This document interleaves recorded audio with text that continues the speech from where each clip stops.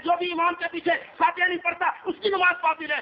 آپ نے زید بن ثابت کی نمازیں باطل کی, آپ نے عبداللہ بن عمر کی نمازیں باطل کی, آپ نے جابر بن عبداللہ انصاری کی نمازیں باطل کی. آپ کس کس کی نمازیں باطل کریں گے؟ قرآن تو کہتا ہے فَإِنْ آمَنُوا بِمِثْلِ مَا آمَنْتُمْ بِهِ فَقَدْ اهْتَدَوْا. او لوگوں, جس طرح میرے محبوب کے صحابہ ایمان لائے اس طرح کا ایمان لے کے آؤ, تب تم جنت میں جاؤ گے. صحابہ کا فرض نہ سمجھے.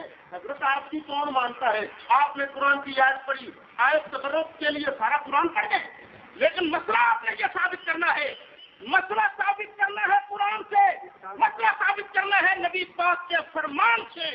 لیکن آپ نے جلالین پیش کر دی, جلالین حجت نہیں ہے, خدا اس میں مقتدی کا لفظ نہیں. آپ نے اتنے واضح حدیث پیش کی, وہ میں نے صحیح ثابت کی, اسی کے لیے آپ کی نکالی ہوئی کتاب سے. پھر آپ نے ابن خزیمہ پیش کی, میں نے مانگی, آپ نے نبی, میں نے مسلم کو بتایا یہ نبی پاک کا فرمان نہیں تھا, یہ فرمان تھا صحابی رسول حضرت ابو ہریرہ کا. اور حضرت ابو ہریرہ رضی اللہ تعالیٰ عنہ کے فرمان سے کیا فرضیت ثابت ہوا کرتی ہے؟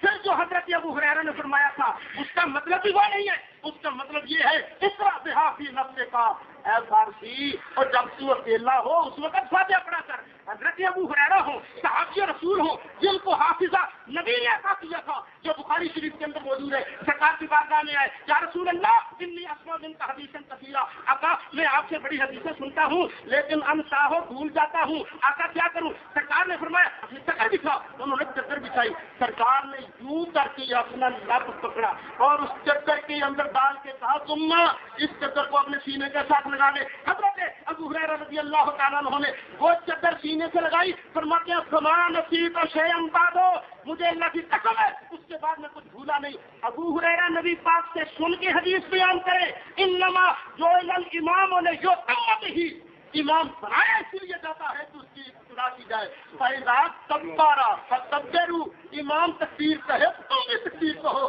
فَإِذَا قَرَأَ فَانصِتُوا, اور امام جب قرآن پڑھنا شروع کرے چپ کر دو. سرکار کا فرمان ہے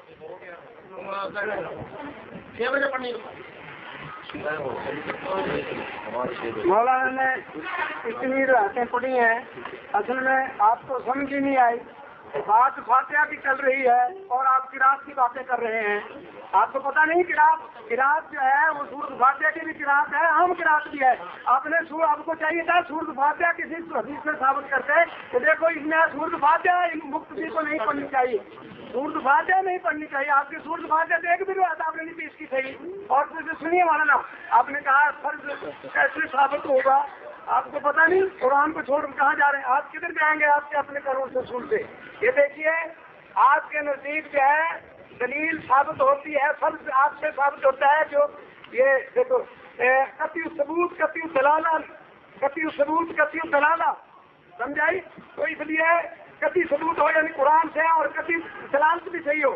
الحمد کا لفظ اس میں موجود ہے اور آپ قرآن کو ٹھکرا رہے ہیں. قرآن میں نہ بولے دیکھیے سنو, میں نہیں بولا تھا آپ کی بات میں. اس لیے اس سے ثابت ہوتا ہے فضل اول یثبت الفرض والحرام, اس سے فرض اور حرام ثابت ہوتا ہے. یہ آپ کی خواہشی میں بعض الناس کی رفع امام حنیفہ کے جو امام بخاری نے اعتراض کی ان کا جواب دیا ہے. اس لیے یہاں ثابت ہوا کبھی ثبوت یعنی ایک قرآن چیز ہے اور اس سے ثابت ہوتا ہے الحمد کا پڑھنا. تو نماز ہر آدمی کے لیے ہے, صرف اکیلے کے لیے یا امام کے لیے نہیں. نماز میرے مقتدی کے لیے بھی ہے. جو سورۃ فاتحہ نہیں پڑھے گا اس کی نماز میں کبھی فرض تو ہو گیا. تو فرض جو ہے کون اٹھاتا ہے؟ امام فرض اٹھا سکتا ہے.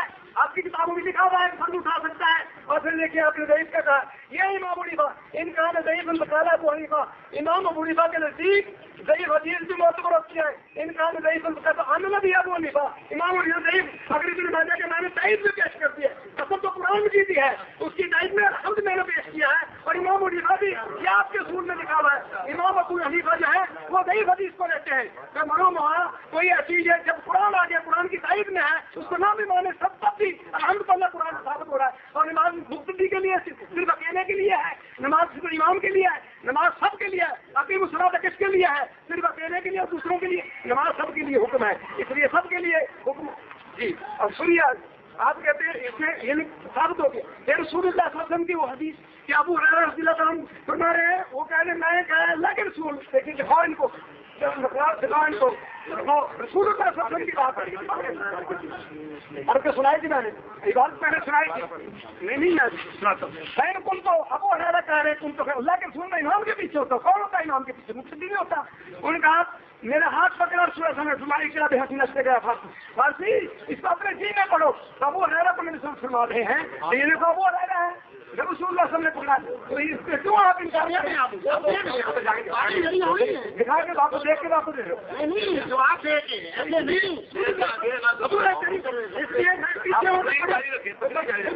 دوسری کو بھی پڑھنی چاہیے دوسروں کی پڑھنی چاہیے سب کو. اور مولانا آپ نے جو فرمایا ہے کہ فساد الماس ماں زیادہ کے لفظ جو حدیثوں میں آئے ہیں یہ زیادہ پڑے گا تب نماز ہوگی. رسول اللہ نے یہ فیصلہ کر دیا ہے رسول اللہ نے فیصلہ کیا ہے فلاں تقرب میں قرآن قرآن جب میں شام اچھا فجر کی نمازوں میں چار نمازوں کے اندر سوٹ کھاتے پڑھوں پھر سنیں یہ ابو داؤد شریف کی حدیث ہے فلاں تقرب میں قرآن قرآن جب میں چار نماز کے اندر سوٹ کھاتے شام اچھا فجر کی نمازیں پڑھوں تم سوائے سوٹ کھاتے اور کچھ نہ پڑھنا. تو معلوم یہ ہوا کہ اس میں چار نمازوں میں سورج فاتحہ ہی پڑھنی ہے امام کے پیچھے کیونکہ امام کی قرأت مقتدی کی قرأت آپ مانتے ہم بھی مانتے ہیں مولانا اگر کے ضعیف حدیث ہے امام کے پیچھے امام کی قرأت مقتدی کی قرأت شام اچھا فجر کی نمازوں میں اور امام کے اسلامات زیادہ جو ہے یہ ظہر عصر کی نمازوں میں پڑھا جاتا ہے سری نمازوں میں جیسا کہ حدیث میں ذکر ہے انب اللہ بن جابر رضی اللہ تعالیٰ کنہ نہ کرا خلف الامام فی رکعتین اولیان فی صلاۃ الظہر والعصر بالفاتحہ وسورۃ. ہم ظہر عصر کی نماز میں امام کے پیچھے ہم سورۃ فاتحہ پڑھا کرتے تھے اور پہلی دو رکعت میں سورۃ بھی پڑھا کرتے تھے. اٹھا کر دیکھ لیں ہم سورۃ فاتحہ ہی پڑھا کرتے تھے. آپ کیا پڑھاتے ہیں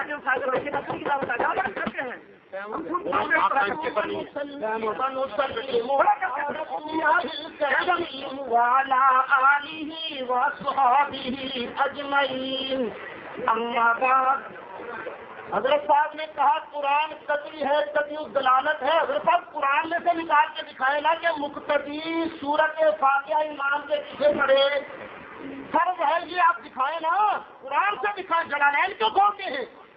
نماز پاتی ہے. میں نے پوچھا تھا زید بن ثابت انصاری رضی اللہ تعالیٰ عنہ ان کی نماز ہو گئی کہ نہیں؟ جابر بن عبداللہ انصاری کی نماز ہو گئی کہ نہیں؟ لیکن آپ نے کہنا شروع کر دیا نہیں جناب آپ صرف مطلقاً قرات کی بات کرتے ہیں سورت فاتحہ کی بات کریں لیجئے سورت فاتحہ سن لیجئے. یہ ترمذی شریف پڑھ رہا ہوں وہی حضرت جابر بن عبداللہ انصاری ہے رضی اللہ تعالیٰ عنہ قال من صلی رکعتا لم یقرأ فیہا بأم القرآن فلم یصلی الا ان یکون وراء الامام. امام کے پیچھے سورت فاتحہ نہیں پڑھنی حدیث کی ضعیف نہیں. ھذا حدیث حسن صحیح. امام ترمذی حدیث نقل کرنے کے بعد اس کی صحت کو بیان کر رہے ہیں. پھر آپ نے کہا تھا جی ابو داؤد شریف کی حدیث ہے. حضرت صاحب آپ کو چاہیے تھا بیان کرتے اور فرض کس چیز کا نام ہے. پھر آپ نے اس کے لیے حدیثیں صحیح پڑھنی تھی. قرآن تو آپ پیش نہ کر سکے. حدیث بھی کون سی پڑھی؟ ضعیف. ابو داؤد کی ضعیف حدیث. یہ آپ ہی کے بزرگ ہیں ناصر الدین البانی. انہوں نے ابو داؤد کی صحیح حدیثیں الگ کی ہیں ضعیف الگ کی ہیں. صاحب دیکھ لیجیے اس کے ساتھ لکھا ہے یہ حدیث ضعیف.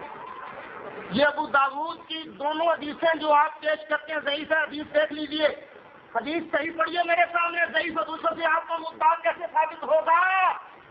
میں نے کہا لا صلاۃ لمن لم یقرأ بفاتحۃ الکتاب. صحابی رسول حضرت جابر بن عبداللہ انصاری وہ کہتے ہیں یہ حدیث مفرد کے لیے ہے منفرد کے لیے. امام کے پیچھے کے لیے یہ حدیث ہے ہی نہیں. صحابی رسول فرماتے ہیں. اور دوسری دلیل پیش کرتا ہوں میں کہ یہ جو آپ کی پیش کردہ حدیث ہے منفرد کے لیے ہے مقتدی کے لیے ہے ہی نہیں.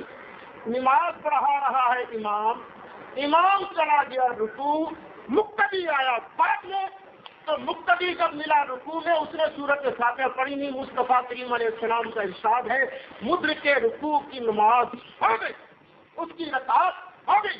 نکال ارواء الغلیظ آپ کے البانی صاحب پیش کرتا ہوں. میں تو جناب نہ لے ہوئے ٹائم یہ دیکھیے صاحب ارواء الغلیل ناصر الدین البانی کی حدیث و ابی ہریرہ مرفوعا اذا جئتم الى الصلاة ونحن سجود فاسجدوا ولا تعدوها شيئا ومن ادرك ركعة فقد ادرك الصلاة رواه ابو داود وفي لفظ له من ادرك الركوع فقد ادرك الركعة. یہ حدیث ہم سے نہیں صاحب، مولوی صحیح بچوں حدیث پڑھ رہے ہیں، آپ کی طرح صحیح حدیثیں نہیں آئیں گی. سنیے حضرت ابو ہریرہ صاحب فرماتے ہیں نبی پاک نے فرمایا جو رکوع میں مل گیا اس کی رکعت ہو گئی. مولوی صاحب میں نے تو حدیث پڑھی تھی، جواب کون دے گا؟ سرکار نے ارشاد فرمایا امام اس لیے بنایا جاتا ہے کہ اس کی ابتدا کی جائے. امام جب تکبیر کہے تم تکبیر کہو. اذا قرأ فانصتوا، جب امام قرآن پڑھے تم چپ کر جاؤ.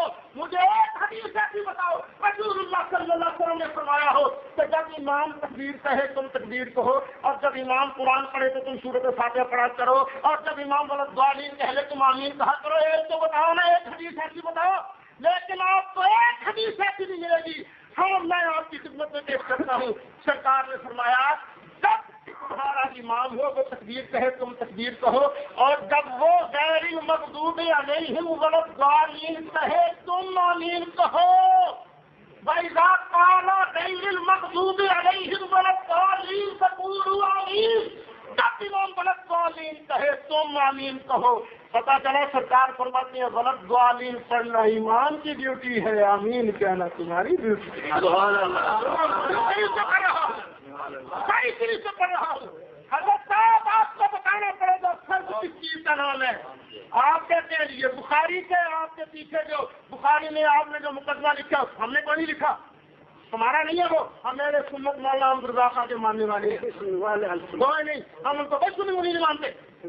سنی وہی ہے جو یا رسول اللہ کہتا ہے، یا رسول اللہ کہتا ہے وہی سنی ہے، کوئی اور سنی نہیں ہے. کہ ہر یا رسول اللہ کے نعرے لگایا کرتے، یا رسول اللہ کے لوگ ہمارے لیے کوئی حجت نہیں ہے. آپ قرآن پڑھیں کہاں ہے سب. کوئی ٹائم کیپر نہیں ہے، دو ٹائم کیپر بیٹھے ہوئے ہیں.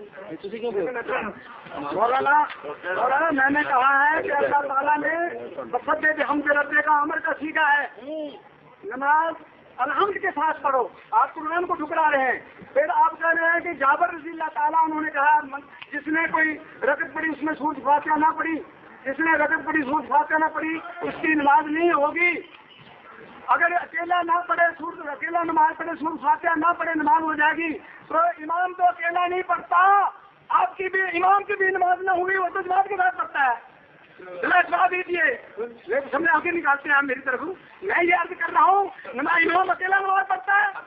آپ نے تو یہ کہا